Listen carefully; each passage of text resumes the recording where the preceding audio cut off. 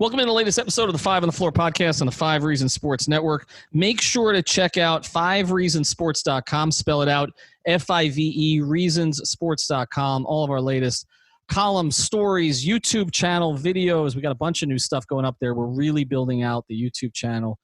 Friends of Five, 5 Reasons to Drink. We've got a bunch of new commentaries. We even got a new base. We don't know if baseball's coming back, but we've got a new baseball property. It's called Loaded Bases. The Christian Pupo is going to be hosting. That's going to be on our YouTube channel, so make sure you check that out. And of course, all of our merchandise.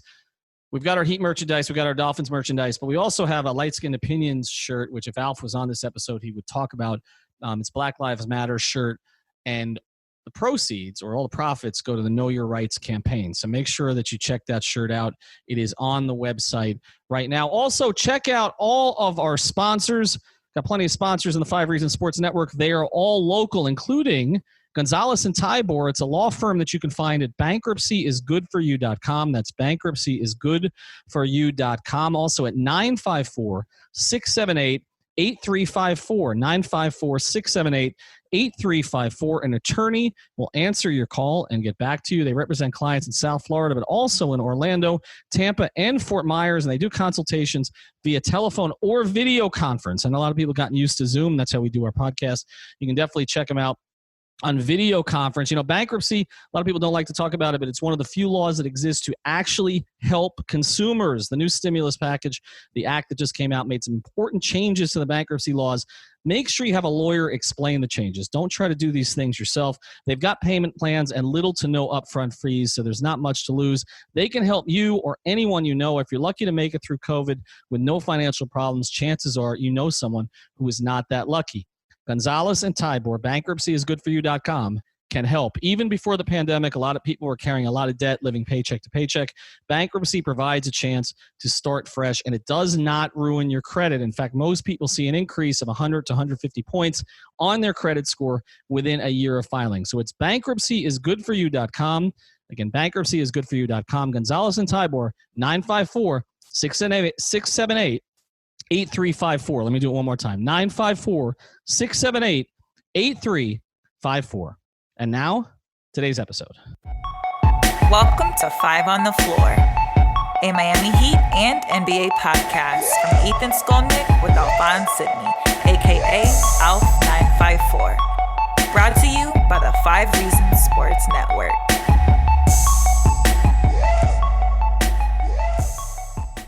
All right, Ethan Skolnick back on 5 on the Floor. No Alphonse Sidney tonight, but I've got Alex Toledo. And, of course, one of our semi-regulars, Greg Sylvander. You can find him at Greg Sylvander on Twitter, who's also used to be known as Lefty Leif. We're going to do something today as we know that the NBA is coming back. We know the Heat are coming back late July 31st should be the first games. 8 regular season games for every team. Then you play the playoffs, East versus East, West versus West. The Heat can be anywhere between pretty much the 3 and the 6 seed and can play any one of 4 teams in the first round. Here's what we're going to do tonight, guys. We're going to go through the 5 people on the Heat with the most at stake. As the season resumes, as the playoffs start, and the Heat will be part of the playoffs, who are the 5 people with the most at stake? Now, full disclosure, Greg, Alex, and I talked about this a little before the episode because we want to make sure we're at least discussing some of the right people. We're going to go 1 through 5. But for numbers 4 and 5, there's going to be some debate. We're going to put those 2 in categories because I think there's a lot of Heat people with stuff at stake. But let's go to number 1. Consensus was Jimmy Butler. Leif, why?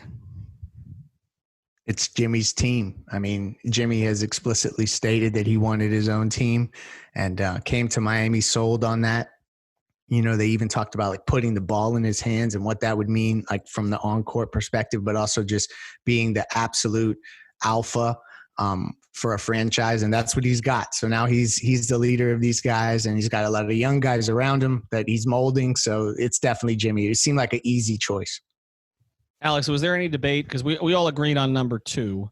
It's interesting that you say that. So you said consensus, and I would say, yeah, I would probably end up putting Jimmy, but I would probably go back and forth. Like I end up finding myself calling them interchangeable, just as we were talking about them being, you know, who is the most important or who's the best player on the team. I kind of see it as interchangeable here because, yes, Jimmy has the pressure. He's the one who left the team that everybody thought he should have stayed on. He passed up on playing for one of the LA teams to come over here. So I think that automatically puts him overboard because he set himself up with the pressure, right? He turned down other opportunities that were seemingly better as far as trying to win a championship. And now he's the alpha dog. So I think 100% it's probably him. And then the thing with Bam, it's like, he's kind of the foundation, right? He's the future of this team. And I think like him being really good in the playoffs could matter for trying to get other guys here, would matter a lot for Bam's confidence, could probably take another leap next year if he has a good playoff run. So I think they're almost interchangeable, but Jimmy wanted this pressure, so he's number one. Yeah, I debated it too, and I think you can make a case for Bam, and obviously that's going to be our number two. But the reason I'm going with Jimmy, other than just wanting the pressure, is to me this is all part of the Heat experiment, right? The question was, could you get another guy of Jimmy Butler's caliber to want to come here? And then could you make it work with a player who is perceived to be difficult somewhere else? And so I think and he hasn't proven to be difficult with Miami. And so I think it's as much about it's important for Jimmy, but it's also important for the Heat in relationship to Jimmy, that this thing has to work, because the question becomes after this, if it doesn't, and then you're looking at that contract down the line as Jimmy gets older, then you're looking at a contract that looked like a really, was something you could live with, and obviously was the thing you needed to kickstart the franchise, to, that's an albatross. And you don't want to cross into albatross territory. And you also don't want to cross in there with a personality like Jimmy's, where I think that, things can go bad quickly if it doesn't work out. And I have no reason to believe it won't work out. Again, I've had a lot of communication with people around Jimmy all year about how happy he is. You can see it with Jimmy. Obviously, I think he's been a great influence on the young players on this team. I think he is most responsible in a lot of ways for Bam's development, because in Bam's confidence. So all of that is part of it. But we all talked about it. Jimmy, when Jimmy's left other teams, those teams got worse. Chicago, Minnesota, Philadelphia. And Jimmy was the best player in the playoffs of Philadelphia last year. And when I was told about Jimmy Butler was, okay, regular season's fine. Give him 2 weeks to prepare for an opponent. Give him 2 weeks to break down an opponent. Give him 2 weeks to lock in mentally on somebody or something. And you're going to see a new level for Jimmy Butler. Will we see it? And so that, to me, is the question. The other thing is Jimmy has quick interruption there. It's funny that you say that, because now he's not going to have that time, right? He's not going to get the time, because before we thought it was just going to be, they're going to play Indiana this whole time. They were getting ready for Indiana. And now it's like, well, they might play Indiana. They might play Philly. They might play Boston maybe. Could possibly play Toronto. It's a long shot. But there you go. Jimmy doesn't have that advantage anymore. He doesn't have it in advance, Alex, but he has it. One of the things that people around him talk about is he's able to adjust on the fly in these situations. And when they say 2 weeks, they don't necessarily mean 2 weeks, okay, dead stop, and then 2 weeks later he's going to play somebody. It's more so over the course of 2 weeks, that when Jimmy's locking in on a particular offensive player against him, or how he's going to break down a defense, that Jimmy will figure it out in the same way that LeBron used to figure things out. Obviously not as high a level, but in that way. And I think, that's what a lot of the stuff with LeBron that we can talk about, the physical gifts, but a lot of it was, you look at the Boston game that's been replayed 1 million times over the past few weeks. LeBron threw out that series. I recall it vividly. He was trying to figure out what Boston was doing to him defensively. It's the same thing with the Spurs in the 13 series. Okay. And so Jimmy has some of that in him, not at as high a level. And I look at it, guys, like he's got an opportunity to prove he can be maybe not the best player on the team, because I think ultimately Bam or somebody else who comes in may ultimately be that when this team gets where it wants to go. But he can be the alpha dog. He can be the guy that everybody follows in a playoff run. And so I think that's where we're at. Let's get to number two. You guys all talked about him. I'll start. I'll go to you guys. You hit on it. Bam's transformation this year is remarkable in so many ways, but the biggest thing is he has suddenly become like a magnet for other players. Like, this is how that happens. I go back to Dwayne Wade. Dwayne Wade became a magnet for Shaquille O'Neal 100%. in the 2004 playoff run, Leif. So, like, I feel like that same thing could happen with Bam. Like, even with the break, like, Bam has stayed out there in social media. Some of that's it, but people talking about him for awards. Like, I feel like his status has grown without playing. Now, if he does something while he's playing, we're looking at a whole different kind of monster for the Heat. No, it's so it's huge. It's one thing for him to be doing that on a nightly basis with the local crowd watching. And obviously Heat fans know how good Bam is and what he means to the team and all that stuff. And everybody kind of acknowledges the leap that he's taken. Zach Lowe has helped with that kind of stuff, and he's gotten some national love. But it's a whole different story when all the games are shown. It's on the biggest stage. And if he gets the opportunity to, like square up with someone like Giannis in a series, like that's the kind of stuff that makes waves throughout the league. So I think that's definitely, he's the guy who could explode in this postseason, particularly because it's such a wonky, like unpredictable. We don't really know what it's going to be like. Like he may have the chance to really make an imprint, and that's good for the Heat because they have flexibility the next 2 off seasons. Alex, what does that look like though? What is the imprint? What, Bam's imprint? Yeah. What do we need to see that we haven't seen already? Oh, I mean, you just got to see him basically do what he was doing in the regular season, where he just looked smooth and comfortable, where he was, kind of letting the offense come to him. He was making reads, and I think honestly the best way to kind of picture what we don't want versus what we do want with Bam is seeing that first game versus Philadelphia compared to the Bam we saw in the other games versus Philly. I think that's just probably the most simple way to kind of describe it, right? Like you see the difference there. Somebody who was a little bit more hesitant in that first game, was kind of not willing to take some of those open mid-range jump shots, wanted to get closer to the paint, wanted to set up his teammates who weren't able to break free. And then in all the other games, he just looked way more confident, way more aggressive, was getting to the rim and was taking those open jumpers. We already know he's going to give elite defense, top 10, top 5 defensive player of the year candidate defense, by the way. But the offensively, I think, is where we got to see him be consistent for a whole series for sure. Yeah, I mean, if you see the ESPN voting, I think they did some polling, and he was top 5 for Defensive Player of the Year. So I don't think he's going to win it, but he's going to be up there.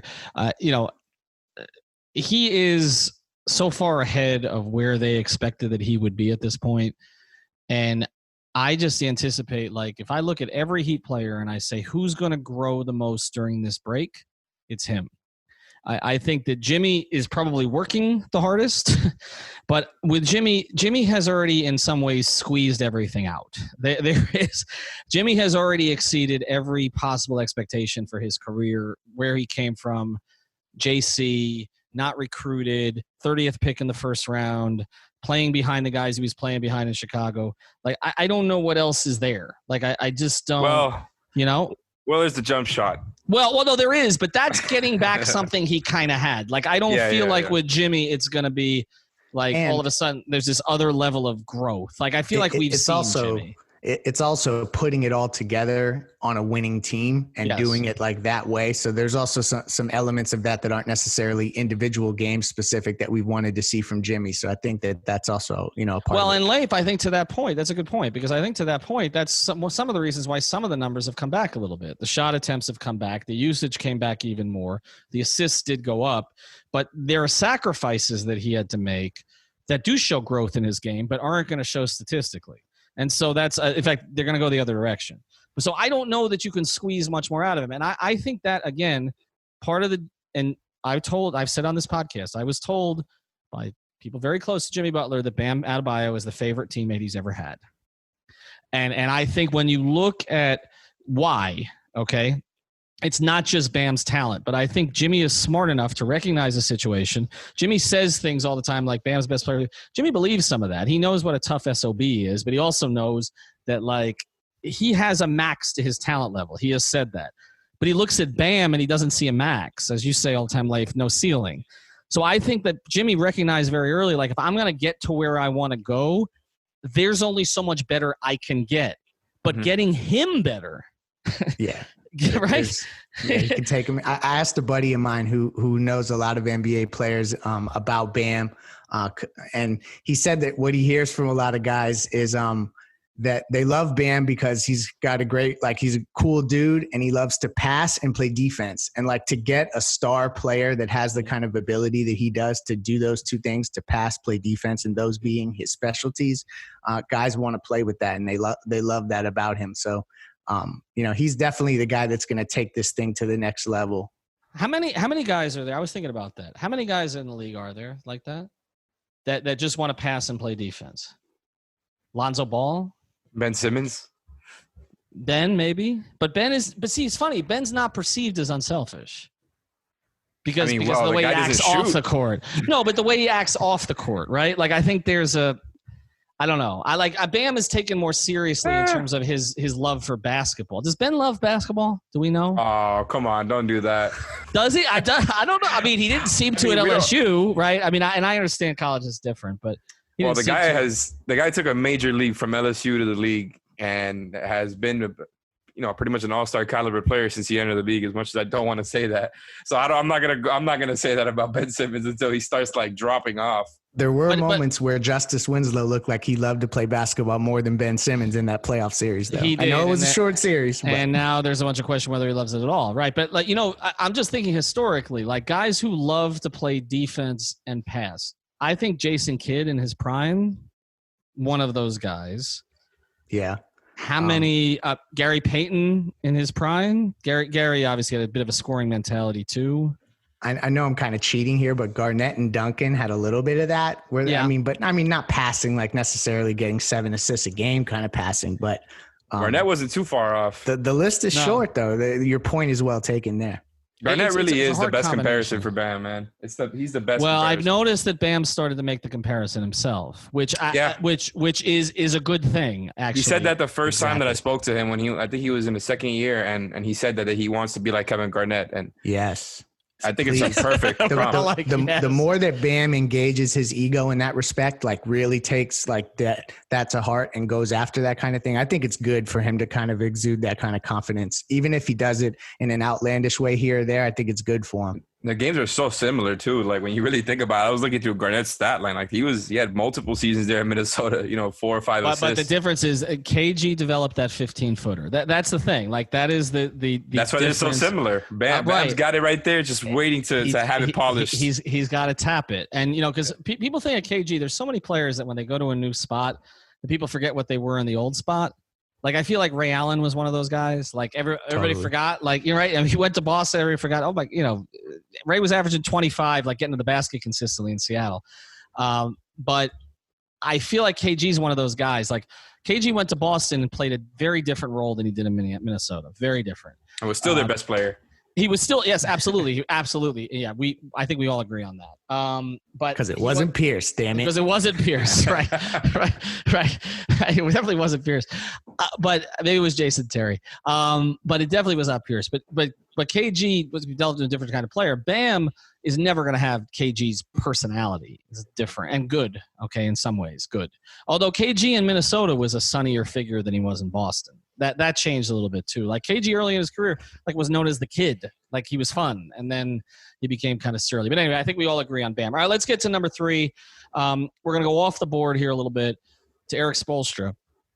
And here's my take on this. Erik doesn't need to prove anything to anybody at this point. I thought Erik's statement the other day, by the way, about what's going on in the country was typical Spoelstra, totally reading the moment and speaking from the heart. Because if you know Erik personally, you know that what he said in his statement that the Heat put out on Twitter and on their website is what Erik believes. And he said, to me, he was the right voice for it.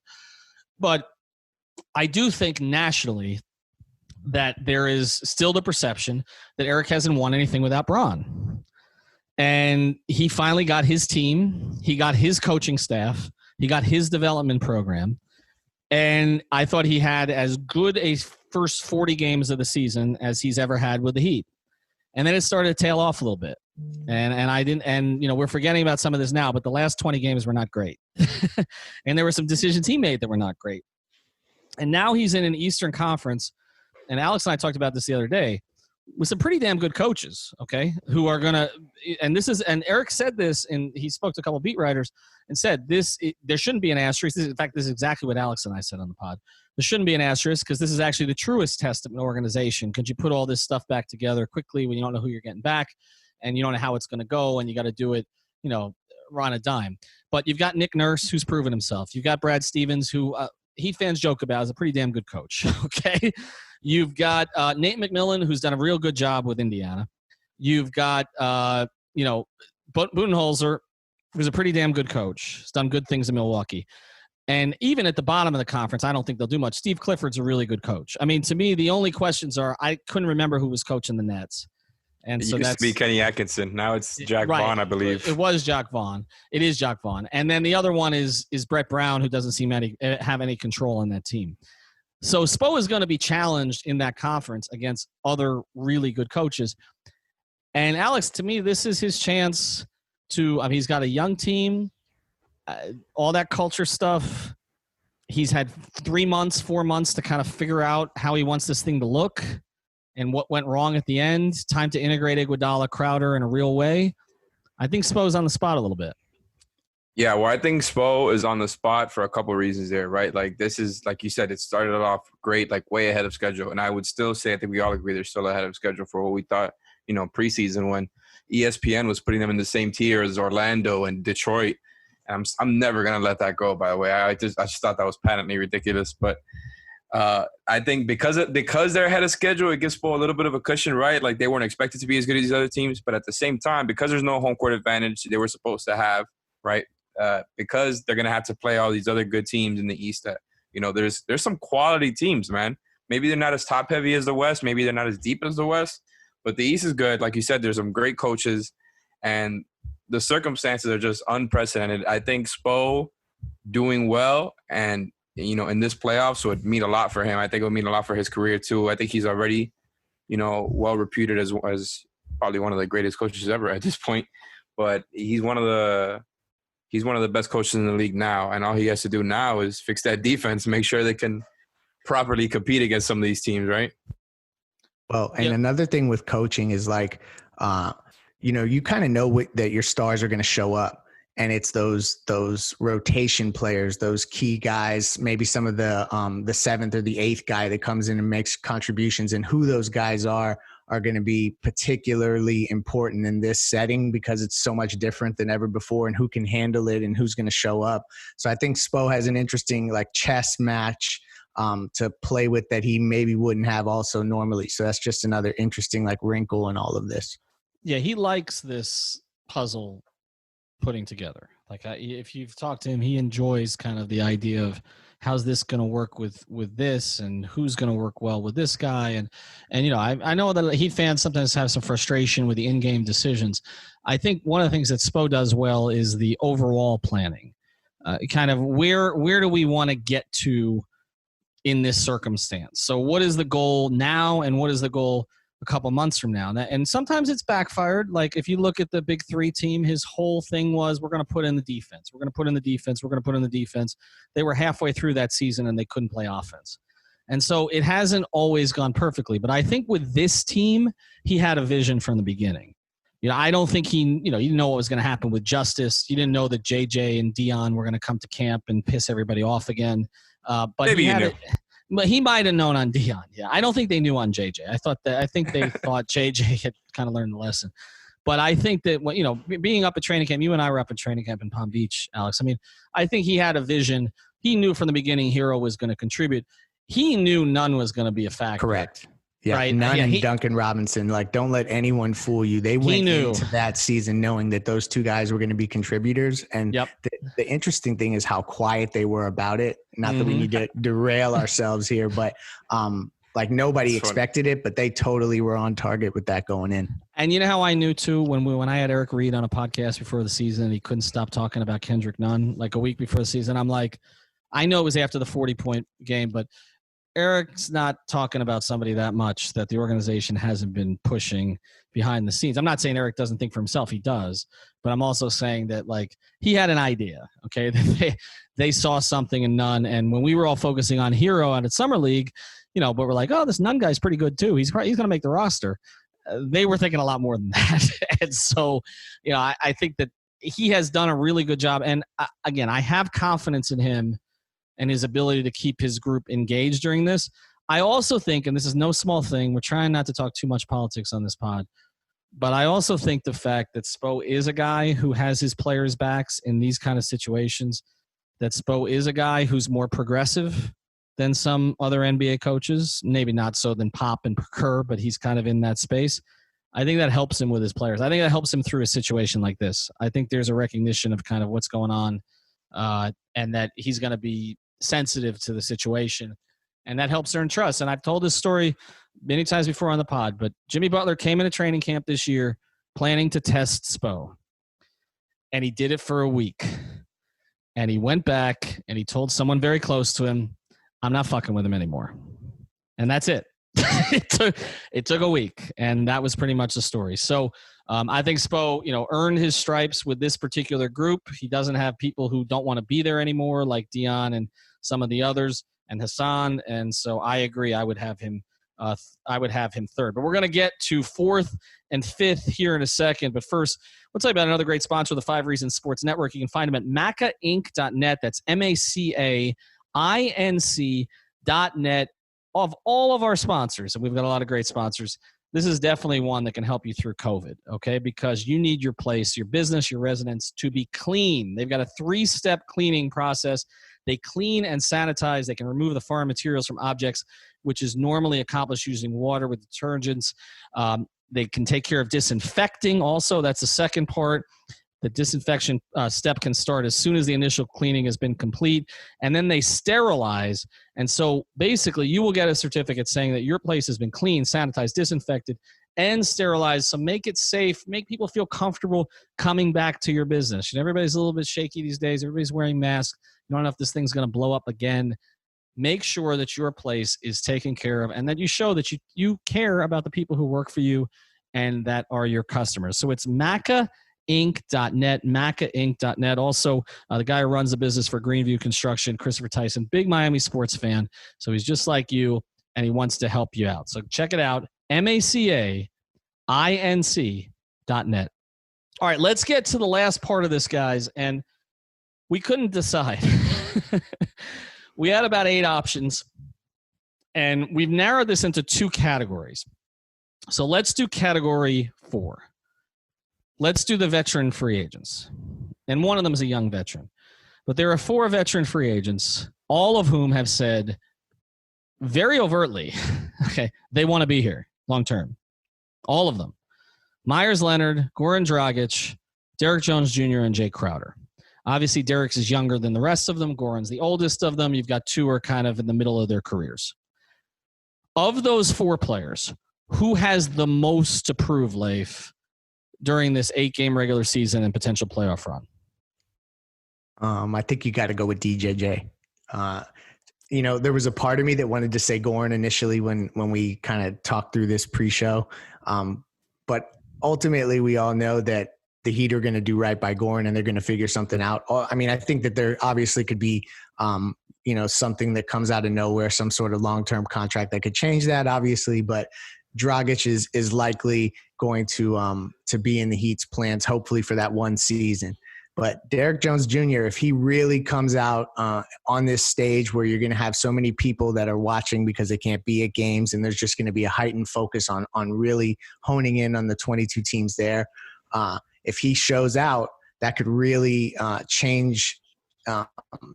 If some team wants to offer him a multi-year contract above the mid-level or something like that, like how do the Heat respond to that? So I think that's the guy of those 4 that has the most to lose because Myers Leonard, Jay Crowder, these guys, if they're going to come back, it's going to be a conditional situation where it's a 1-year deal. And the Heat are not going to give anything more than that. So no matter how well they play, they're not getting multi-year deals. So it's only Derek Jones Jr. that's really looking at that possibility. Yeah, I'm with Leif on this. Alex, for you. Yeah, pretty much it's hard to pick anybody over DJJ just because of, like Leif mentioned, like he described, the variability of what could happen with Derek, right? Like I think the Heat probably want to bring him back on a nice, cheaper deal. Maybe he'll try to go for the mid-level or higher, like Leif mentioned. And that, the possibility of where it can go is kind of why it makes him the most approved, right? Because if he just doesn't play that well, doesn't stand out much, it would be better for the Heat, right? Like just plain and simple, it would be better for the Heat. They could offer him a nice 3 or 4 year deal, very short, very small money, and not have to worry about it. Don't have to let, Bam's best friend walk. And that's it. You just bring back a solid defensive role player, cheap money. But now it's like, if he plays good, it's going to not only make it hard to keep him, but also everybody else, because Goran is going to expect money. You know, I know they don't want to let Myers or Jay Crowder walk. I think we all know that they like the both of them very much as well. Yeah. So Derek is they the want most everybody variable. back, and trust me, DJJ's connection to Bam matters within the organization. It does, but I've downplayed it a little bit, Leif, because Bam's already been through this twice now. That's true. As he grows into more of a young veteran, I mean, this is part of what happens. It happened to Dwayne after his rookie year. He lost. Lamar and Karan were the two guys he was closest with on that team. Karan first, and they went, and and it's part of the maturation. And so Bam, he lost Jay Rich, who was his closest friend on the team before. Obviously, he and Justice had a relationship. And I think that part of what happened with Justice was he didn't handle the Jay Rich departure very well.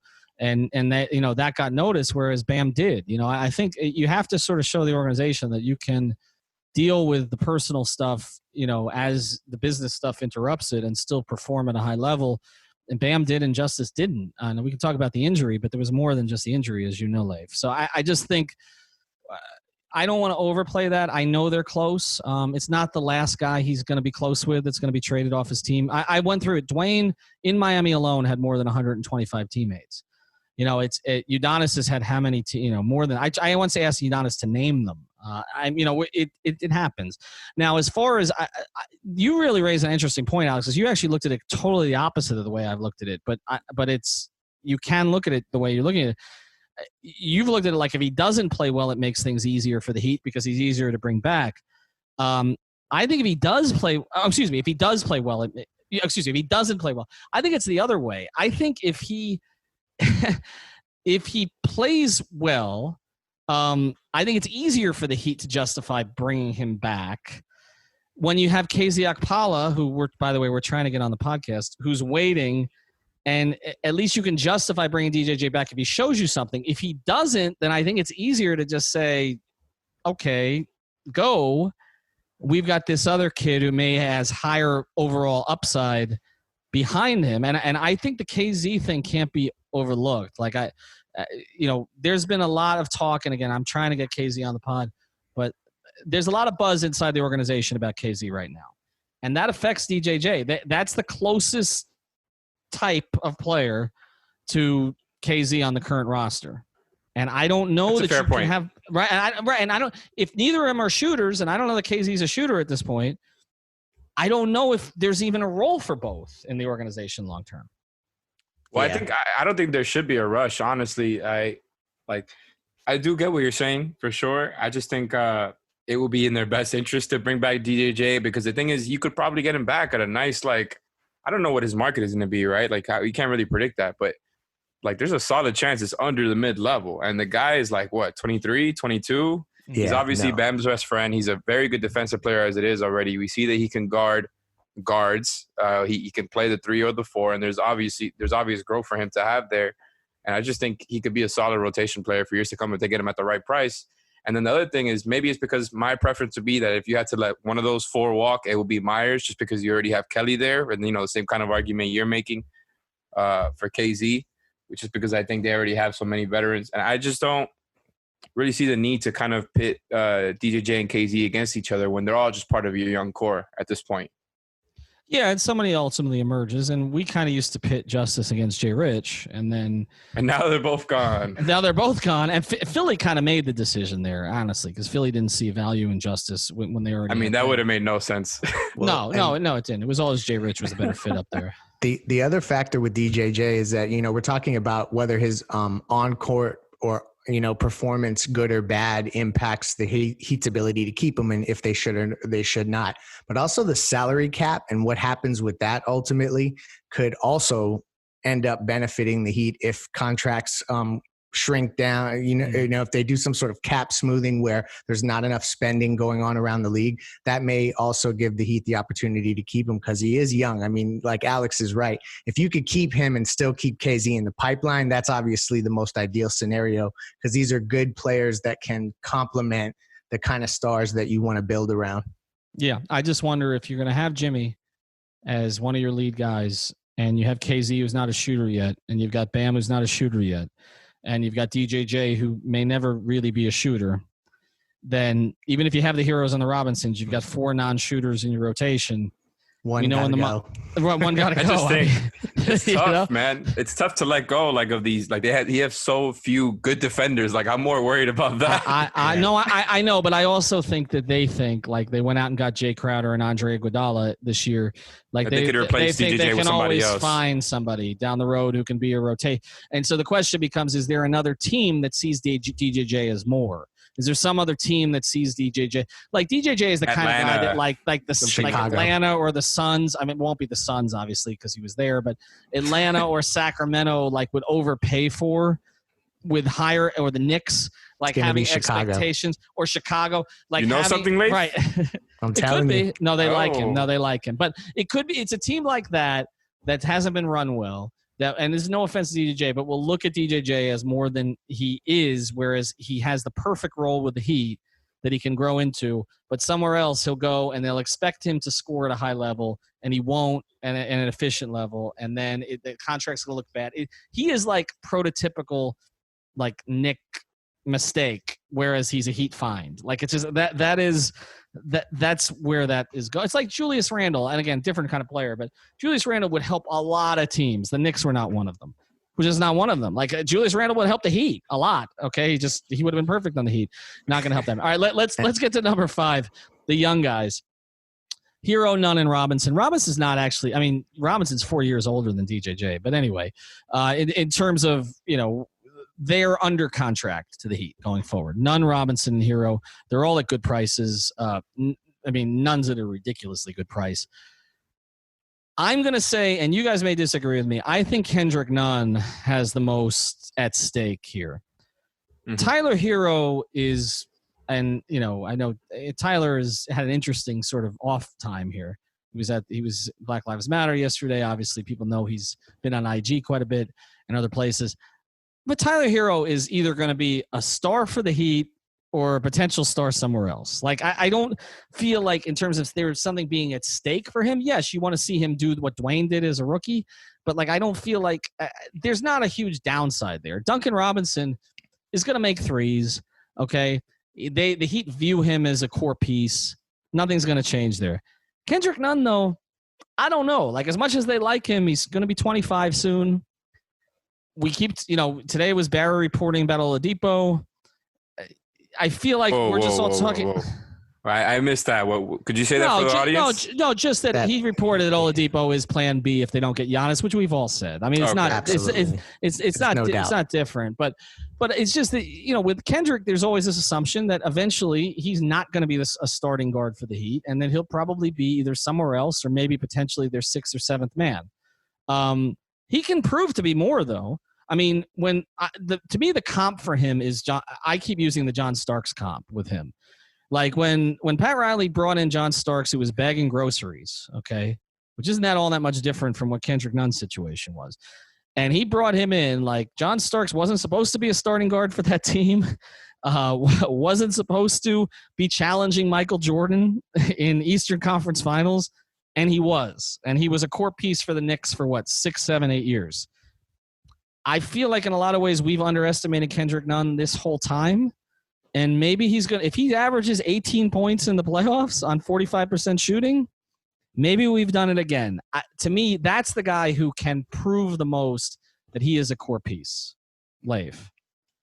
Well, there's a couple issues first we need to address. One is Duncan Robinson has a max contract at stake here with the way he's been shooting. And Tyler Hero has the Steph Curry leap at stake as well. So that's how high I am on those two guys. But to be more serious, Kendrick Nunn is the guy, like he has to be, because he's the one piece that you would think could be dangled in a trade that may have some value, especially, as a cost-controlled young player. And we want to figure out how good he really is. What his exact role is on a winning team. Is he more like, that 6-man guy? So I think that's the obvious choice. And he'll be the piece that I think you hear in trade rumors most. I mean, Tyler Hero, for as much as people want to put him in Bradley Beal trades, and I think ultimately you'd have to look at something like that, the organization is not interested in trading Tyler Hero at this point, or Duncan Robinson. So it's really, but I've heard less than that about Kendrick Nunn in terms of who would be available. So that's another huge thing in terms of being at stake, with the future on this team. He is, Alex, Kendrick Nunn, the way he's been described to me internally is he's found money. Like, yes. he like, you know what I'm saying? Like he is, it's a great That's exactly story. what I was going to say. That's exactly what I was going to say right now. It's a great story, but they grabbed him out of nowhere, whereas Duncan Robinson, they've put some real work into, and Tyler Hero, they've invested a top 15 pick in. It's just different. Yeah, it's different at this point. I think the found money is exactly what I'm going to say, right? I think there's no questioning it has the most at stake in this playoff run, right? Like, because we've already heard that they kind of, the order of preference at this point is Hero and Duncan, whatever that order is. I'm sure Hero is ahead of Duncan still. But more than that, Duncan is ahead of Kendrick Nunn. So, like you guys have already mentioned, he will be the most likely to get traded in one of these types of deals. And again, I'm very skeptical they would ever be able to get Bradley Beal without trading Hero. But he has the most at stake. But the one that has most to prove here, and this is going to be a weird choice, I think it's Tyler Hero, because even though he's a rookie, even though he's already ahead of schedule, right, he's already proven that he's one of the best rookies this year, and then he's going to be part of the foundation. I think because of how short-term this project has become, right, where like there's pressure on the Heat to land somebody else and to kind of produce in short time, they need Hero to be at least as good as he was in the regular season if they really want to like keep going forward in this plan and keep being ahead of schedule. They already are, right? This whole season has already found money. They're ahead of schedule, period, no matter what happens. I mean, maybe unless they lose in the first round. But imagine which superstars' ears would perk up if not only Bam took this leap in the playoffs, but also you had Tyler Hero going unconscious, doing the Philly step back 3-pointers late in games. Like if you had both of that stuff happening in tandem, it just opens up possibilities to go whale hunting. And the other thing about that and the performance, but also Tyler Hero's got a little edge to him. And I feel like guys, he's the only one not starting, by the way. Right. Well, that's right. I feel like that's going to be attractive to other players too. I think you want to play as long as it's a perfect combination with Tyler because he's totally enamored with Jimmy, and it's obvious, right? It's come across at the same time as he has a cockiness and edge to him. So it's like, if you're a star, you're like, okay, I want to play with that guy because I know that that's an MFer who I can trust. And at the same time, like, I also think he'll know his role and his place with me. It's a very, very good combination. He balances confidence and humility very well for a rookie. I mean, for any player, but particularly as someone his age. Yeah, and I don't think let's be honest, guys. Again, I don't think it hurts that he's been out there on social media with Black Lives Matter protests and everything else. I mean, he's not alienating himself from the rest of the NBA population. He's fully embracing it. It's definitely a positive thing. There's no doubt about it. No doubt about it. It's positive. All right, so that's our list. Check out our sponsors, macainc.net, and also bankruptcyisgoodforyou.com. Also, all of our other sponsors, christophersbakery.com/5reasons, and use the code 5reasons, spell it out for 15% off. MrMSubs.com, that's the one in Davie, 15% off if you order online with the code 5R. And all of the others. We got more episodes coming up this week. I'll be talking to, and one of these guys might join me. I'll be talking to Jared Greenberg from NBA TV. We're going to do the exact same thing except with the NBA. So the entire NBA. I'm guessing that a guy in LA might be on the list. Maybe 2 of them. Maybe 3 of them. So we'll get into that. Again, follow Leif at Greg Sylvander. Follow Alex at Tropical Blanket. Follow Alf wherever he is tonight because he disappeared on us. We'll talk to you soon. Thank you for listening to the 5 on the Floor on the 5 Reasons Sports Network.